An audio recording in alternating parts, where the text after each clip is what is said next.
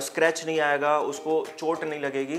तो इस तरह की फ्लोरिंग हमने अपने डे केयर में पर्टिकुलरली करवाई हुई है। सो इन सारी चीज़ों का ख्याल रखा जाता है कि अगर उनको खिलाया जा रहा है तो क्या वो प्रॉपर्ली चबा रहे हैं, नहीं चबा रहे हैं। $3000 से $5000 तक केयर गिवर अर्न कर सकता है। और यूएस में कहा जाता है if you are earning $5000 that means you are living the royal life. कुछ बच्चे ऐसे जो नहीं सोते तो उनको मुझे ऐसे यूँ सर पे हाथ रख के यूँ करके फिर मुझे सुलाना होता है इनको। समटाइम्स वो इतना एफिलिएटेड हो जाता है कि हमारे केयर टेकर्स के साथ कि वो पेरेंट्स के पास जाने में सेपरेशन एंजाइटी फील करता है। तो ये ऐसे एलिमेंट्स हैं जिस पे हमें काम करना होता है। ईमान खेल रही है। तो बच्चों को हम सिखाते हैं कि खाना जो है ना स्वेलो आपको 32 टाइम्स आपको चबाना है और इसके हिसाब से आपको स्वेलिंग करनी है। 30-35 हज़ार से लेकर 1 लाख रुपए तक इनकम जाती है।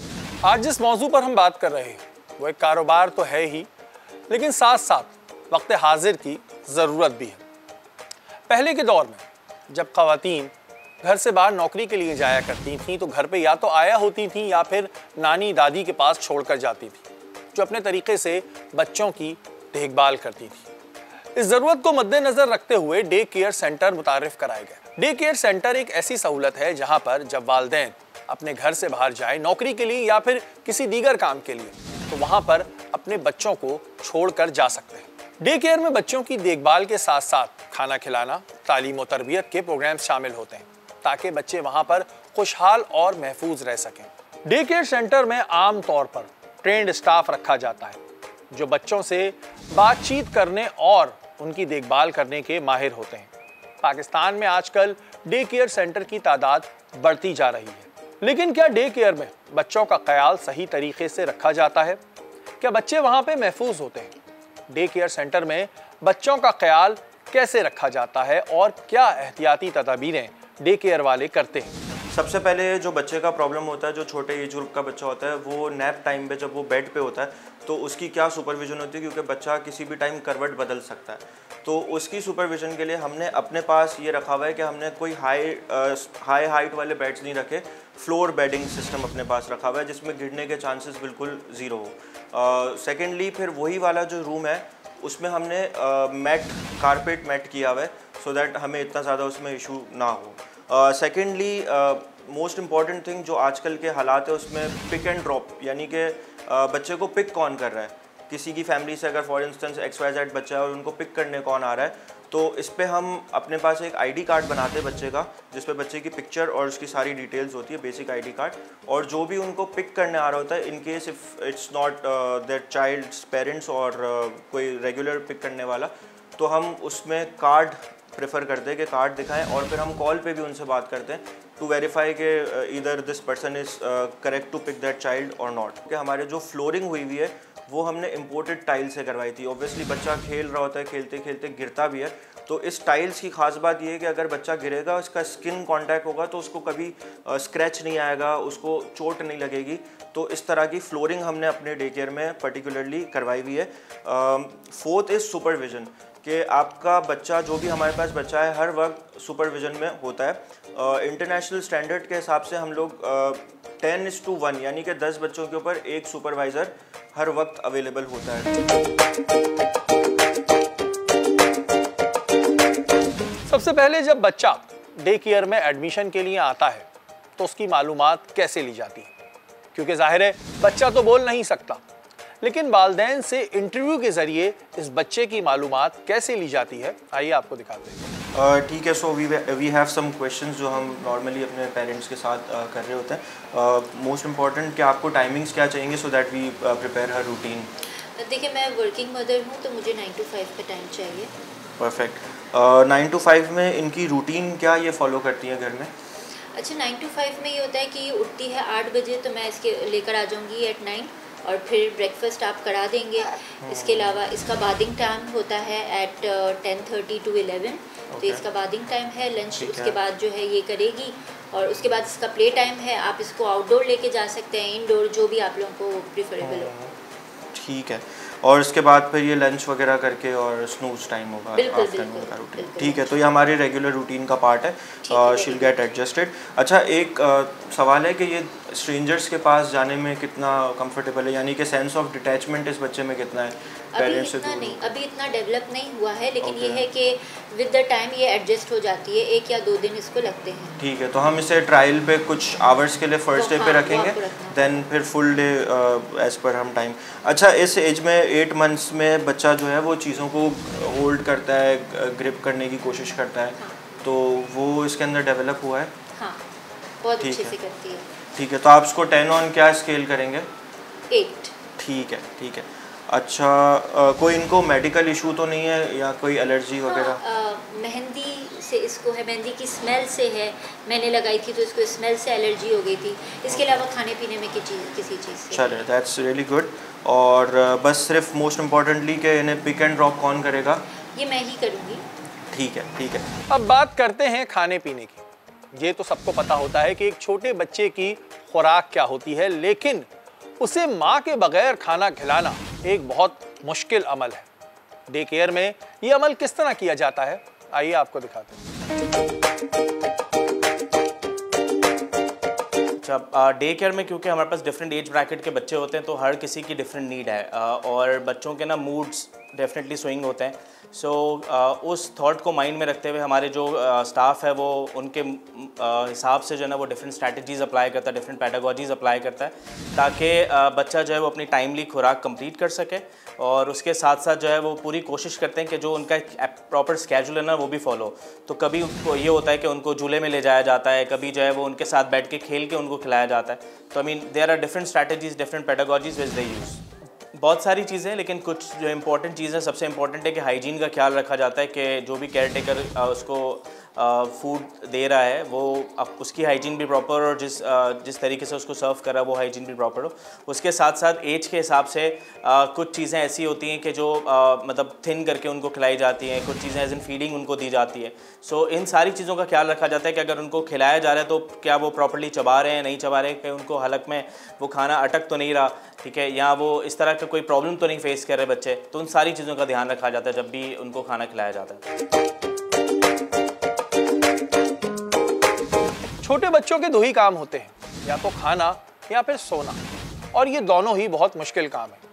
खाना खिलाने का अमल तो आपने देख लिया, लेकिन डे केयर सेंटर में बच्चों को किस तरह सुलाया जाता है, आइए आपको दिखाते हैं।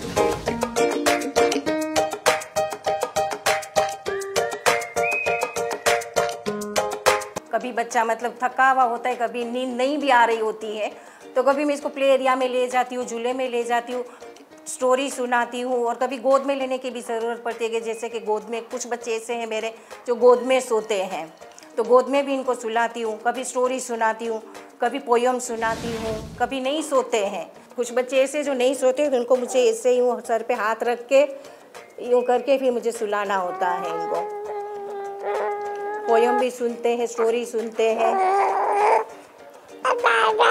हाँ करते हैं।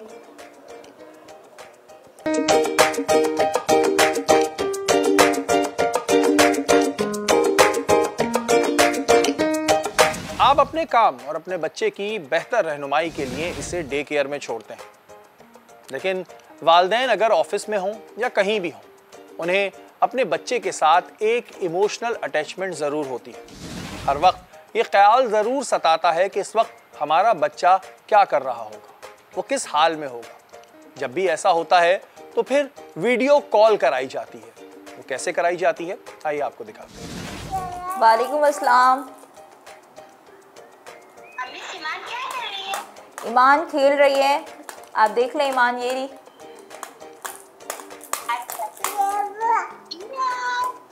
ईमान, ईमान मामा हाय करो, से हाय। ईमान से हाय, हाय मम्मा को हाय करो, हाय हाय। जी ईमान ने इसकी फीडर्स वगैरह पी लिए, ईमान ने खा लिया है, अभी ईमान खेल रही है। इसका डायपर चेंज हो गया ना? जी जी thank you miss. Thank you. ख्याल रखना। ओके, आप आने का टाइम हो तो आप मुझे कॉल कर दिएगा, ठीक है? ओके ओके, अल्लाह हाफ़िज़। जिस तरह स्कूल में इम्तिहानात के बाद आपका रिजल्ट एक रिपोर्ट कार्ड पे आता है, वैसे ही एक छोटे बच्चे की माहाना रिपोर्ट कार्ड माइलस्टोन की सूरत में बनती है। कैसे बनती है, आइए आपको दिखाते हैं। हम उसमें कुछ कंपोनेंट्स पे काम करते हैं। फॉर इंस्टेंस फिजिकल डेवलपमेंट बच्चे की क्या हुई है, फाइन मोटर स्किल्स बच्चे ने कितना डेवलप किया है। छोटा बच्चा है, ऑब्वियसली ये एक उसका माइलस्टोन होता है जो हमें चेक करना होता है। कम्युनिकेशन बच्चा किस हद तक कर रहा है। बाज़ औक़ात जो है वो एक एज पे आके बच्चा बातें करना स्टार्ट हो जाता है, तो हमें वो एक माइलस्टोन देखना होता है। हमारे पास चूँकि छोटे बच्चे आ रहे होते हैं, तो 11 महीने से जो 1.5 साल का बच्चा होता है उसमें हम ये ऑब्जर्व करते हैं कि उसने वॉक करना कब स्टार्ट किया। तो ये एक पेरेंट्स के लिए बड़ी अचीवमेंट होती है कि बच्चे ने एक चीज़ की। सोशल एंड इमोशनल डेवलपमेंट का हमारा एक क्राइटेरिया है, हम देखते हैं कि बच्चा इमोशनली किस डायरेक्शन में डेवलप हो रहा है। कभी कभार शेयरिंग के मामले में बच्चा रोता है, दैट मीन्स कि वो चीज़ों के साथ बहुत ज़्यादा इमोशनली एफिलिएटेड है। तो ये सारे फैक्टर्स पे हम देखते हैं। सेपरेशन एंजाइटी बच्चे को कितनी है, इनिशियल एज पे तो नहीं होती 8 महीने तक, लेकिन 8 महीने के बाद बच्चे में सेपरेशन एंजाइटी आती है। तो अक्सर ये होता है कि 8 महीने तक 9 महीने तक बच्चा जो है वो खुशी खुशी स्कूल भी जा रहा है, डे केयर भी आ रहा है, लेकिन अचानक से वो पेरेंट्स के साथ बहुत ज़्यादा एफिलिएटेड होता है। समटाइम्स वो इतना एफिलिएटेड हो जाता है कि हमारे केयर टेकर्स के साथ कि वो पेरेंट्स के पास जाने में सेपरेशन एंजाइटी फील करता है। तो ये ऐसे एलिमेंट्स हैं जिस पे हमें काम करना होता है। तो हम इनको देख रहे होते हैं। कॉग्निटिव डेवलपमेंट बच्चे की कितनी हो रही है, ईटिंग हैबिट्स बच्चे की कैसे डेवलप हो रही है। अगर वो फीडिंग पे है तो सेल्फ फीडिंग, उसने अपनी जो बॉटल है उसको ग्रिप करना स्टार्ट किया। स्लीप पैटर्न बच्चे का क्या है, that is also very essential कि उसकी ब्रेन डेवलपमेंट के लिए वो सारी चीज़ें होती है। उसके अलावा बहुत सारी ऐसी जनरल चीज़ें होती है जो हम अगर ऑब्जर्व करते हैं तो अपने रिपोर्ट कार्ड में एडिशनल ऑब्जर्वेशन के सेगमेंट में उसे ऐड कर देते हैं। अब बात करते हैं ज़रा बड़े बच्चों की, जिनकी उम्र 1 साल से 14 माह के दरमियान होती है। जब वो डे केयर में आते हैं तो उन्हें प्ले ग्रुप में कैसे रखा जाता है और सबसे पहले कौन सी एक्टिविटीज़ कराई जाती है? सबसे पहले तो EPL का मतलब समझना हमारे लिए बहुत ज़रूरी है। EPL stands for exercise for practical life, right, जिसमें बच्चा जो है वो डेली रूटीन में जो एक्टिविटीज़ कर रहा होता है उसमें जो है वो बच्चा है वो अपना बच्चा जो भी चीज़ें कर रहा होता है उसमें उसको हैवी और लाइट, इवन जो है उसमें ना हम ट्रांसफरिंग पोरिंग के पानी हम कैसे डालते हैं। यूजुअली बच्चे अपने घर पे मेहमान आते हुए देखते हैं तो उनकी बैलेंसिंग और ये सब कुछ हम इसमें करवाते हैं। इसमें जो है वो हम स्क्वीजिंग करवाते हैं, पोरिंग करवाते हैं। इसमें जैसे कि मैंने कहा कि इसमें मोटर स्किल्स डेवलप होती हैं, हैंड आई कोऑर्डिनेशन बनता है और बच्चा जो है वो ग्रिपिंग, उसमें ग्रिपिंग में भी ये चीज़ें काम आती हैं बच्चे के।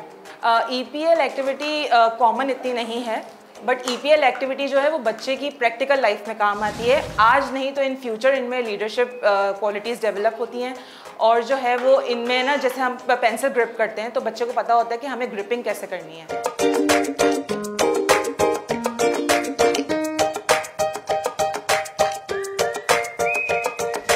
प्ले ग्रुप में एक और एक्टिविटी होती है और वो होती है सेंसरी प्ले। ये क्या होती है, आइए आपको दिखाते हैं। सेंसरी प्ले एक्टिविटी में हम क्या करते हैं, बच्चों को बुलाते हैं and they all come in front and they tell us के सरफेस कौन सा है, रफ़ है, हार्ड है, स्मूथ है। और जो है मैं आपको ये बताती हूँ कि बच्चे को एक एक करके बुलाती हूँ ताकि आपको इस चीज़ का अंदाज़ा हो सके। बेटा जुनैर आप आइएगा, come and touch the surface. Yes, touch it. What is it? Okay, go. Come on, Alishba. Alishba, touch any of the sensory surface. Anyone, कोई भी, कोई सा भी टच करो, इसको टच कर लो। Very good. It is very good. Come on, very good. Clap, clap for Alishba and Zunair. Clap. Very good.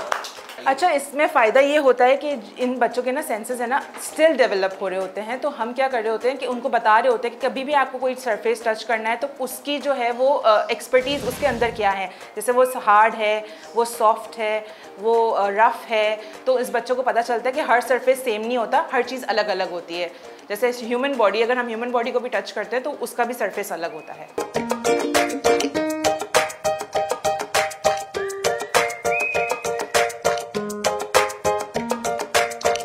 वो कहते हैं ना कि बच्चा अदब और तौर तरीके अपने घर से सीखता है, लेकिन डे केयर सेंटर में किस तरह बच्चों को अदब और तौर तरीके सिखाए जाते हैं, आइए आपको दिखाते हैं। अच्छा, टेबल एटिकेट्स तो मैं सबसे पहले बता दूं कि खाने के आदाब हम सिखाते हैं, जिसमें है ना 5 चीज़ें होती हैं बच्चों की।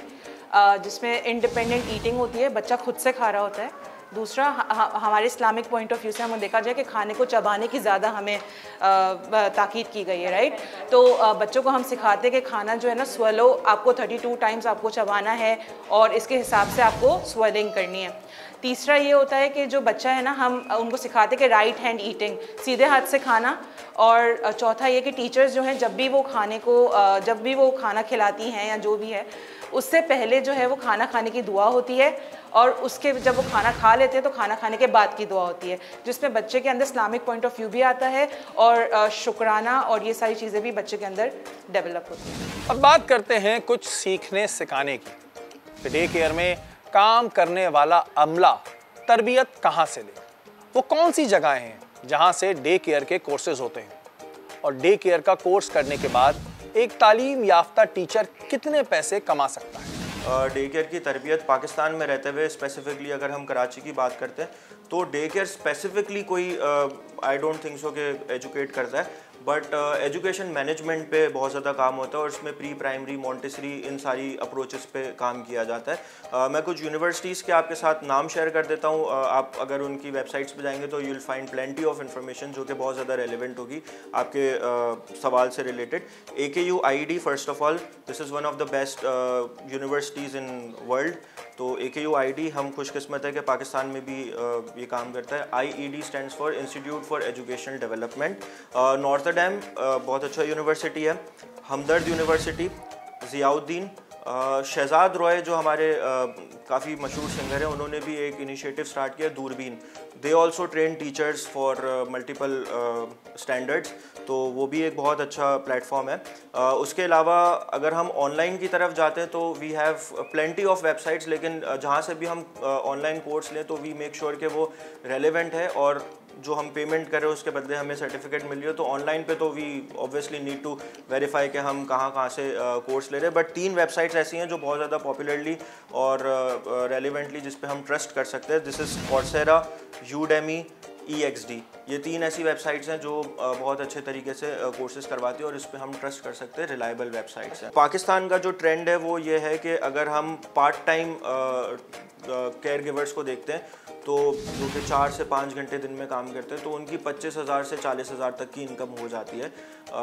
उसके अलावा जो है अगर हम फुल डे देखते हैं जो तकरीबन 8 से 10 घंटे तक काम करते हैं तो उनकी 30-35,000 से लेकर 1 लाख रुपए तक इनकम जाती है। इस इंफॉर्मेशन के अलावा अगर हम एक्सप्लोर करते हैं इंटरनेशनल मार्केट को तो यूके में हम तकरीबन 2500 पाउंड से लेके 3500 पाउंड तक मंथली अर्न कर सकते हैं caregiver, which is way too high. आप कन्वर्ट करके देख सकते हैं।